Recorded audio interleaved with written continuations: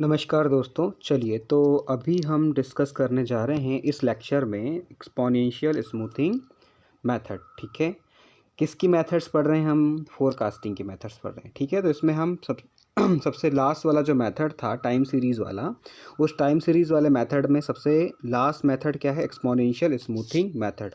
और ये जो मेथड है, this method is very much important. ठीक है ना, मतलब ये बहुत ही इम्पॉर्टेंट मेथड है। ठीक है, तो प्लीज़ आप इसको अच्छे से पढ़िएगा, अच्छे से समझिएगा, क्योंकि यदि आप प्रीवियस ईयर क्वेश्चन पेपर उठाकर देखेंगे तो प्रीवियस ईयर क्वेश्चन पेपर में आपको बहुत सारे क्वेश्चन इसके मिलेंगे। ठीक है, हर साल आपको इसके क्वेश्चन मिलेंगे ही मिलेंगे, इसी तरह से आईएएस में भी मिलेंगे। तो कोई सा भी एग्ज़ाम ले लें तो आपको यहाँ से क्वेश्चन मिलेंगे ही मिलेंगे। ठीक है, अब होता क्या है एक्सपोनेंशियल स्मूथिंग? तो it is the modified version of weighted moving average method. ठीक है, कैसे मॉडिफाइड एवरेज मूविंग मेथड का ये मॉडिफिकेशन है? तो वहाँ पर क्या कर रहे थे हम कि जो भी मैंने जैसे एक एग्जांपल लिया था जहाँ पर वो कितना आया था, 10 आया था। ठीक है, तो मतलब समेशन ऑफ n जो है वो हमारा कितना आया था, 10 आया था। तो उस केस में हमने क्या बोला था कि लेट्स से कि n इक्वल टू 4 होगा तो आएगा। ठीक है, तो उस केस में 0.4, 0.3, 0.2 और 0.1, मतलब इस तरह से इसकी जो वैल्यूज़ हैं वो जो भी हमारे डिमांड था उसके साथ इंटू मल्टीप्लाई होती है, हाँ या नहीं? ठीक है, तो यहाँ पर एक चीज़ आप देखोगे तो ये ट्रेंड जो है वो क्या है, लीनियर है। मतलब 0.4 के बाद क्या आया, 0.3, 0.3 के बाद क्या आया, 0.2, 0.2 के बाद क्या है, 0.1, मतलब 0.1, 0.1, 0.1 का डिफरेंस आ रहा है। ठीक है, तो इस तरह के क्वेश्चन में मतलब अभी भी हम वेरिएशन कैसा कर रहे हैं, लीनियरली ही कर रहे हैं। ठीक है, but in case of exponential smoothing method हम क्या करते हैं, उसको एक्सपोनेंशियली डिक्रीज करते हैं। और हमें यहाँ पर ज़्यादा वैल्यूज़ की ज़रूरत नहीं है, मतलब केवल आपको दो रिसेंट वैल्यू डिमांड और फोरकास्ट यदि मिल गया रिसेंट वाला, तो आप उससे ही काम कर सकते हैं। मतलब उसी से आप क्या कर सकते हैं, निकाल सकते हैं नेक्स्ट ईयर का फोरकास्ट। ठीक है, चलिए, तो this method requires only the current demand and forecast value. तो मैंने यही बोला अभी कि करंट डिमांड और करंट फोरकास्ट वैल्यू ही आपको यहाँ पर चाहिए for the current period to give the next forecast. यही तो अपने समझा कि भाई नेक्स्ट फोरकास्ट के लिए मुझे क्या चाहिए, केवल करंट डिमांड और करंट फोरकास्ट वैल्यू। इसलिए हम इस मेथड को प्रेफर करते हैं। It is a modified form of किसका, वेटेड मूविंग एवरेज मेथड का, which gives the weight of all the previous data but the weight assigned are in exponential decreasing order. ठीक है, तो हम इस केस में यहाँ पर भी वही कर रहे हैं, लेकिन हम वेटेज कैसे दे रहे हैं, एक्सपोनेंशियली डिक्रीजिंग ऑर्डर में दे रहे हैं। और आपको ये पता ही होगा कि एक्सपोनेंशियली डिक्रीजिंग ऑर्डर मतलब उससे ज़्यादा डिक्रीमेंट कर रहे हैं हम। मतलब the most recent data is given the highest weightage and the weight assigned the older data decreases exponentially. मतलब जो रिसेंट वैल्यू है उसका वेटेज हम ज़्यादा दे रहे हैं, और जो लास्ट में वैल्यू आ रही है मतलब older older older and older होती जा रही है, वैसे वैसे वैल्यूज़ क्या होती जा रही हैं, डिक्रीज़ होती जा रही है। वो भी कैसे, एक्सपोनेंशियली। क्लियर है? तो इस केस में हम बोलते हैं कि भैया यदि केवल और केवल आपके पास डिमांड्स हों, ठीक है, और अल्फ़ा जो है वो आपका स्मूथिंग कांस्टेंट है, ठीक है, स्मूथिंग कोफिशिएंट बोल सकते हो। ठीक है, स्मूथिंग कोफिशिएंट है, तो उस केस में हम फोरकास्ट यदि निकालना चाहते हैं तो कैसे निकालेंगे? तो बड़ा ही सिंपल है, कुछ नहीं, अल्फ़ा इज आपको लेट्स से गिवन होगा। ठीक है, अब इसकी वैल्यू 0 से 1 के आपको बीच में देगी। लेट्स से कि मैंने बोल दिया कि 0.2 है। ठीक है, तो अब ये डिमांड कौन सा, मतलब यदि मैं एफ टी के लिए निकालना चाहता हूँ, एफ टी मतलब मान लो अभी 2020 चल रहा है। ठीक है, तो 2020 से एक कम वाला डिमांड मतलब कौन सा, 2019 का डिमांड। D2-2 मतलब क्या, 2018 का, 2017 का, 2016 का। ठीक है, हम क्या करते जा रहे हैं, वापस रिवर्स ऑर्डर में जा रहे हैं। क्लियर है? और यहाँ पर जो अल्फ़ा है, देखो एक बार तो अल्फ़ा इंटू DT-1 हुआ, मतलब हमने इसको क्या किया, सबसे ज़्यादा वेटेज दिया। उसके बाद जब नेक्स्ट वैल्यू के साथ में उसको मल्टीप्लाई कर रहा हूँ तो क्या हो रहा है, अल्फ़ा इंटू 1 माइनस अल्फ़ा। तो ये जो टर्म आ रही है that term is exponentially decreasing in order, ठीक है। फिर नेक्स्ट में क्या ले रहे हैं, अल्फ़ा 1 माइनस अल्फ़ा का whole square, it is again in exponential smoothing. तो ये एक्सपोनेंशियली क्या होती जा रही हैं, वैल्यूज़ डिक्रीज होते जा रही हैं। ये समझ आया आपको। तो हमने क्या बोला, तो ये कब हम ये फार्मूला कब यूज़ करेंगे, जब हमारे पास केवल डिमांड हो, ठीक है। और डिमांड के साथ साथ एक क्लॉज और लगाना कि हमको यहाँ पर जो सीरीज़ दी है वो सीरीज़ कैसी दी हो, सॉरी, वो सीरीज़ कैसी दी हो, इनफाइनाइट सीरीज़ दी हो, ठीक है। मतलब आप ऐसा बोल सकते हो कि आपकी जो सीरीज़ है वो सीरीज़ कैसी होना चाहिए, इनफाइनाइट। कौन से केस में, इस केस में। तब आप ये फॉर्मूला अप्लाई करेंगे, ठीक है ना। तो ये बात दोनों नोट करने की थी कि इन दोनों बातों को आप नोट करिएगा, ठीक है। तो ये मेरा थोड़ा सा स्टाइलस गड़बड़ है। इनफाइनाइट केस होगा तब, और केवल डिमांड दी हो तब ये फार्मूला अप्लीकेबल होगा, ठीक है।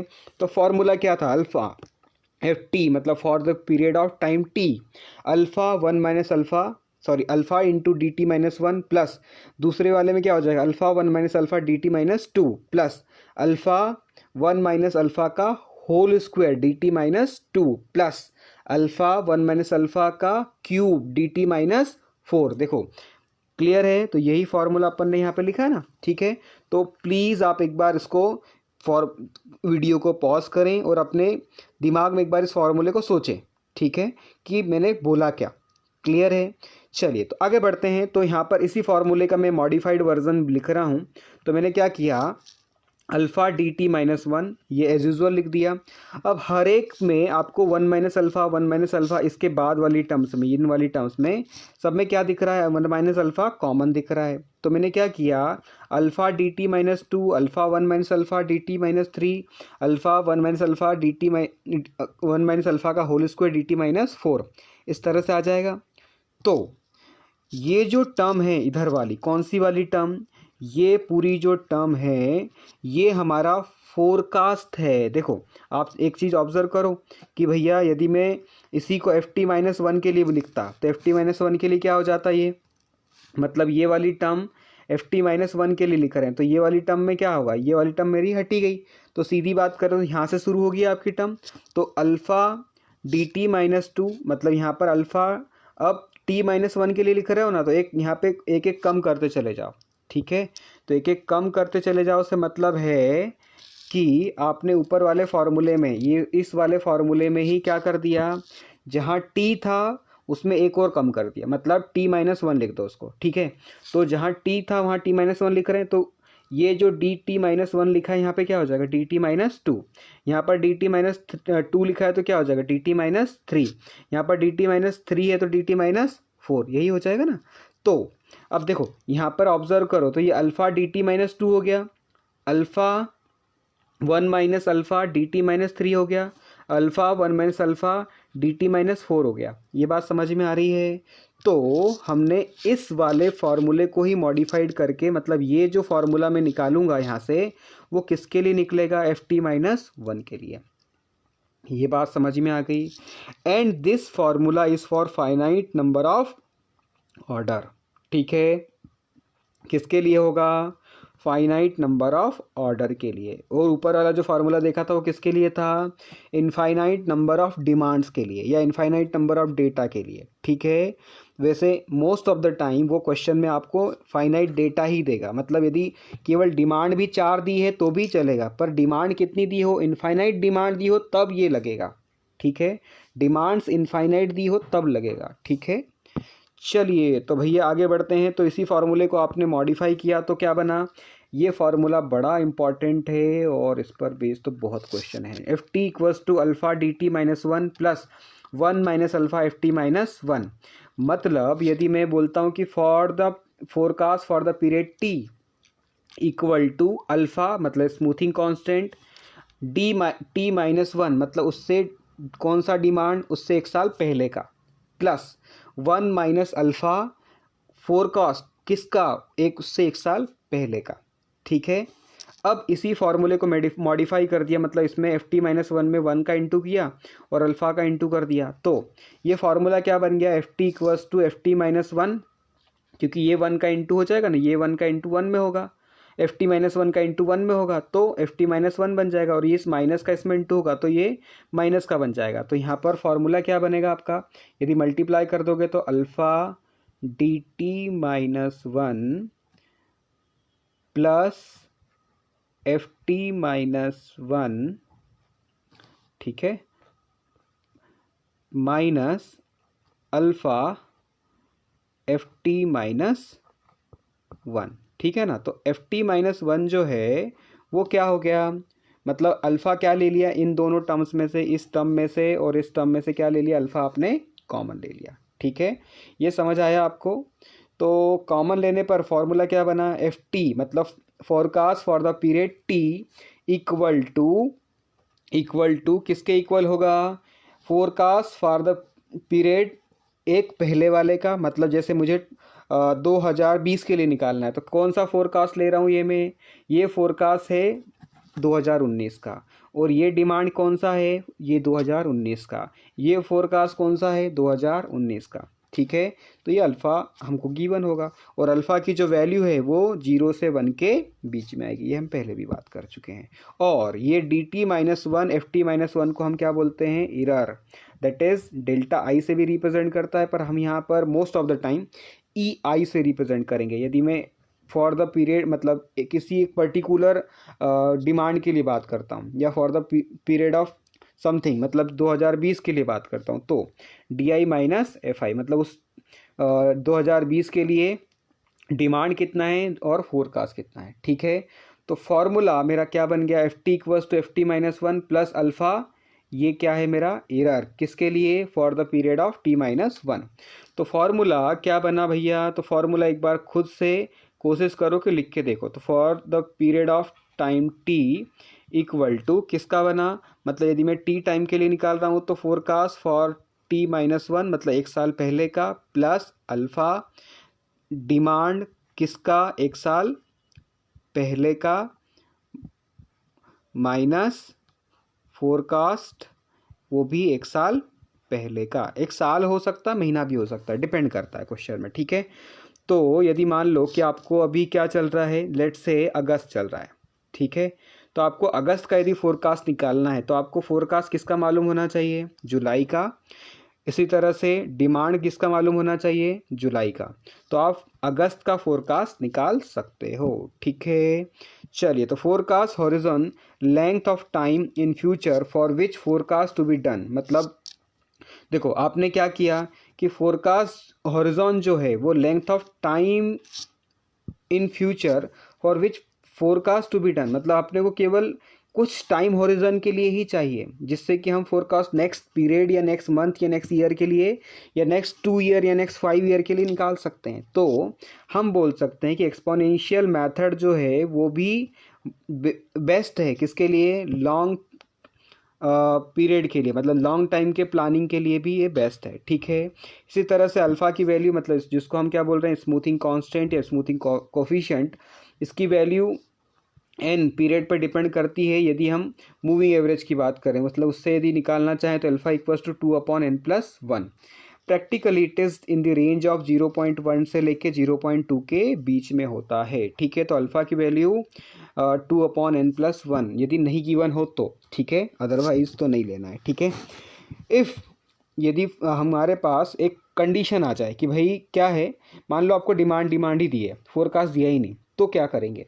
यदि हम बोलें कि हमको initial period forecasted value is not given, तो क्या करेंगे, तो हम क्या करेंगे, कुछ नहीं, बड़ा सिंपल है, take the actual demand for the first period equal to the forecast for the first, मतलब आप ऐसा बोल सकते हो कि पहले टाइम का, मतलब पहला जो भी आपको नंबर डिमांड गिवन होगा उसी डिमांड को आप क्या मान लेंगे, पहला फोरकास्ट।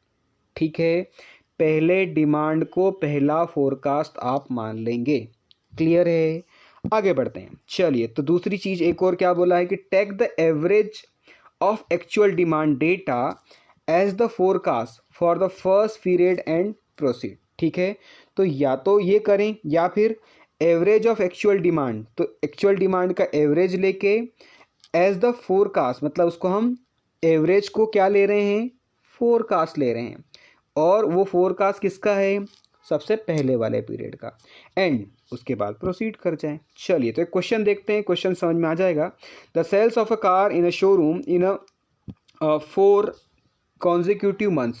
ठीक है, तो कुछ भी मंथ्स हो सकते हैं, जैसे जनवरी, फरवरी, मार्च, अप्रैल। ठीक है, तो ये 4 महीने का अपने को फोरकास्ट या डिमांड जो है वो गिवन है, फोरकास्ट नहीं डिमांड गिवन है। ठीक है, respectively with alpha equal to, alpha की वैल्यू दे दी 0.4, तो find the forecast for the next month, तो अपने को नेक्स्ट मंथ का क्या करना है, फोरकास्ट निकालना है। ठीक है, ये क्वेश्चन इसी तरह का आया हुआ है गेट में, बड़ा ही इंटरेस्टिंग क्वेश्चन है। कुछ नहीं, तो डिमांड अपन ने अभी बात की ना कि भैया यदि मुझे फोरकास्ट पहले मंथ का नहीं दिया है या डिमांड दिया ही नहीं, तो हम क्या करेंगे, तो हम एज्यूम कर लेते हैं कि पहले मंथ का डिमांड इक्वल टू पहले मंथ का फोरकास्ट। देखो पहली वैल्यू क्या थी, पहली वैल्यू थी मेरी 70। ठीक है, तो इसी को मैं क्या मान लूँगा, पहले मंथ का डिमांड तो गिवन है, पर उसी को मैं पहले मंथ का फोरकास्ट भी मान लूँगा। ठीक है, तो मुझे यदि दूसरे महीने का क्या निकालना है, फोरकास्ट, अब मुझे सबके फोरकास्ट चाहिए अल्टीमेटली, तो क्या करूँगा, फॉर्मूला क्या था, F2 equals to F1 plus alpha D minus F, मतलब D1 माइनस F1, ये बनेगा ना फॉर्मूला। F2 के लिए यदि अपन बात कर रहे हैं, फॉर्मूला क्या था मेरा, पहले फॉर्मूला आप एक बार वापस से खुद से लिखने की कोशिश करें। तो FT के लिए टाइम निकाल रहे अपन, तो FT इक्वल्स टू क्या था भैया, FT equals to FT minus 1 plus alpha DT minus 1 वाला टाइम माइनस FT माइनस 1 के लिए।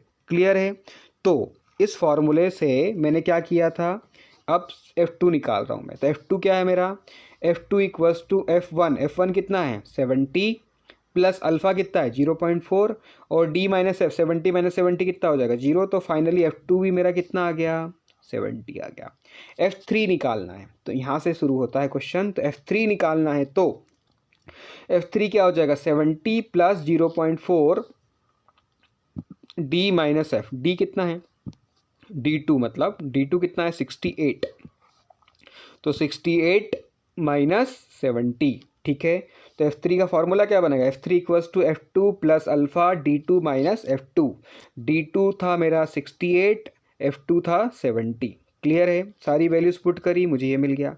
इसी तरह से F4 निकालना है मुझे, तो F4 के लिए क्या फॉर्मूला बनेगा, F4 के लिए बनेगा F3 plus alpha D3 minus F3, तो F3 कितना आया 69.2 प्लस 0.4 अल्फ़ा हो गया मेरा, और D3 82 है क्वेश्चन में देखिएगा, और F3 कितना निकाला, ये आ गया, तो यहाँ से ये निकल गया। इसी तरह से F5 मतलब 5वें महीने का तो निकालना है मुझे, तो इस F5 का फॉर्मूला क्या बनेगा, F4 plus alpha D4 minus F4। ठीक है, तो ये सारी वैल्यूज़ उठा के मैंने रख दी, तो यहाँ से मिला 82.59, तो इसको अप्रॉक्सीमेट कर लिया, कितना आया 83। क्लियर है, चलिए तो ये क्वेश्चन समझ में आया होगा आपको। नेक्स्ट चीज़ पे बढ़ते हैं अपन, तो यहाँ से हम देखो ये 1 2 3 4 5 था, ये हमारा डिमांड था, ये हमने फोरकास्ट कैलकुलेट किया, तो हम यहाँ से क्या निकाल सकते हैं, एरर निकाल सकते हैं। एरर अभी देखा अपन ने, एरर क्या था अपना D माइनस F। ठीक है, मतलब जिस भी टाइम के लिए निकालो वो, ठीक है, तो वो E मतलब एरर निकाल रहे अपन। ठीक है, तो फोरकास्टेड एरर है अल्टीमेटली वो। क्लियर है, तो कितना है forecasted error D minus F। ठीक है, तो 70 minus 70 is 0, 68 minus 70 is -2, 82 minus 69 is 12.8, 95 minus 20, तो ये सारी वैल्यूज़ को टोटल नहीं, हाँ ठीक है, तो एट द एंड F5 जो है, F5 कितना आया था अपना 83। ठीक है, क्योंकि इस केस में अपने को डिमांड गिवन नहीं थी। ठीक है, समझ में आ रहा है ये बात, तो ये अपना F5 था, कैलकुलेट किया था अभी अपन ने। ठीक है, चलिए तो अब बात करता है कि रिस्पॉन्सिव एंड स्टेबिलिटी। यहाँ से एक बार क्वेश्चन बन चुका है कि रिस्पॉन्सिव स्टेबिलिटी क्या होता है, मतलब कैसे बिहेव करता है। ठीक है, तो रिस्पॉन्सिव का मतलब आप ऐसा समझ लो कि जल्दी जल्दी वो चेंज हो, और स्टेबिलिटी मतलब एक बार जो हो गया वो हो गया। ठीक है। मतलब देखो, यदि मैं बोल रहा हूँ कि अल्फ़ा की वैल्यू चेंज हो रही है, जैसे यहाँ पर कुछ थी, यहाँ से बढ़ी, फिर घटी, फिर घटी, फिर बढ़ी, फिर इस तरह से चलती गई, ठीक है। तो देखो यहाँ पर क्या हो रहा है, N2 की वैल्यू इस केस में यदि मैं बात करूं तो यहाँ पर क्या हो रहा है, ग्रेटर देन है N1 से। अल्फ़ा 2 की वैल्यू किससे लेस देन है, किससे, अल्फ़ा 1 से। अब अल्फ़ा 1 का मतलब क्या है, अल्फ़ा 1 मतलब रिस्पॉन्सिव बोल रहा है, और अल्फ़ा 2 किसके लिए बोल रहा है, स्टेबल के लिए। तो यहाँ से निकाल के देखो भैया, अल्फ़ा इक्वल्स टू 2/n+1, तो n जो है वो अल्फ़ा का इन्वर्सली प्रोपोर्शनल है। यदि n2 बड़ा हो गया n1 से तो अल्फ़ा 2 छोटा होगा किससे, अल्फ़ा 1 से, ठीक है। अब ये रिस्पॉन्सिवनेस स्टेबिलिटी है क्या, ये समझ लो। तो रिस्पॉन्सिव मतलब क्या, indicate that forecast have fluctuating और स्विंगिंग पैटर्न, मतलब वो क्या कर रहा है, बढ़ रहा है, घट रहा है, बढ़ रहा है, घट रहा है, तो हम उसको क्या बोलेंगे, रिस्पॉन्सिवनेस, ठीक है। It is preferred for a new product for that number of period is kept small, ठीक है। तो इसको कब प्रेफर कर रहे हैं हम, नए प्रोडक्ट के लिए, ठीक है। और रिस्पॉन्सिवनेस का सीधा सा मतलब क्या है, फ्लक्चुएटिंग। स्टेबिलिटी मतलब क्या, ये एक बार जो हो गया वो हो गया। Stability means the forecast pattern is flat, smooth and has less fluctuation, is preferred for the old existing period, ठीक है। मतलब हम यदि कोई ओल्ड एग्जिस्टिंग पीरियड या ओल्ड कोई वैल्यू है या ओल्ड कोई प्रोडक्ट है उसके लिए प्रेफर करेंगे, and existing period and for that number of period is kept large. इस केस में हमने जो नंबर ऑफ पीरियड लिए हैं वो नंबर ऑफ पीरियड इस केस में क्या है, लार्ज हैं। इस केस में क्या थे, स्मॉल थे, ठीक है, ये ध्यान रखिएगा। तो इसी से हम डिसाइड कर सकते हैं कि अल्फ़ा इक्वल्स टू 2/n+1। अब देखो, यदि मैंने अल्फ़ा की वैल्यू को क्या कर दिया, 0, तो यहाँ से अल्फ़ा यदि 0 मतलब n की वैल्यू क्या हो गई, इनफाइनाइट, मतलब ये क्या है, लिमिट ऑफ स्टेबिलिटी, ठीक है। अल्फ़ा की वैल्यू यदि 0, देखो पुट करके देखो तो n+1 उधर जाएगा तो 2/0 मतलब इन्फिनिटी हो गया, तो n की वैल्यू टेंस टू इन्फिनिटी, मतलब ft जो है वो ft-1 के बराबर हो गया।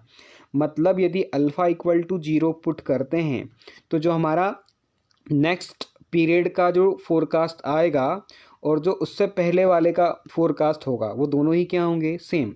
मतलब 2019 का फोरकास्ट, 2020 का फोरकास्ट यदि हम दोनों के लिए लेके चल रहे हैं तो अल्फ़ा उस केस में यदि आपने 0 लिया है तो उस केस में क्या बोलेंगे, दोनों का फोरकास्ट इक्वल ही आएगा, ठीक है। इसी तरह से यदि मैं अल्फ़ा इक्वल टू 1 रख दूँ, हमारा जो फार्मूला था ना, ft equal to ft-1 plus alpha dt-1, इसको बार बार लिखो फार्मूले को ताकि आपको याद ही हो जाए वो फार्मूला, dt-1 माइनस ft-1, ठीक है। तो इस फार्मूले में पुट करो भैया, क्या पुट करना है अपने को, वैल्यू अल्फ़ा की 1। तो देखो अल्फ़ा की वैल्यू यदि आप जैसे ही 1 पुट करोगे तो ये ft-1 से ft-1 क्या हो जाएगा, कैंसिल ही हो जाएगा, तो बचेगा क्या, केवल dt-1। मतलब इस केस में क्या होगा, ft इक्वल्स टू dt-1 के इक्वल होगा। तो इसको हम क्या बोलते हैं, लिमिट ऑफ रिस्पॉन्सिवनेस, ठीक है। तो यहाँ से एक कंक्लूज़न निकल कर आ रहा है क्या, एक कंक्लूज़न क्या निकल के आ रहा है कि यदि अल्फ़ा की वैल्यू किसकी तरफ बढ़ती है, 0 की तरफ बढ़ती है तो वो क्या होता है, स्टेबल, ठीक है। और अल्फ़ा की वैल्यू यदि 1 की तरफ बढ़ती है तो वो क्या होता है, रिस्पॉन्सिव, ठीक है। आप इसको ऐसा याद रखो कि भैया ये आपका लेफ्ट हैंड है, ये राइट हैंड है, ठीक है। लेफ्ट हैंड है, राइट हैंड है, बस आप ऐसा याद रखो कि यदि आप सीधा सीधा जा रहे हो राइट हैंड की तरफ तो वो क्या हो रहा है, रिस्पॉन्सिव, ठीक है।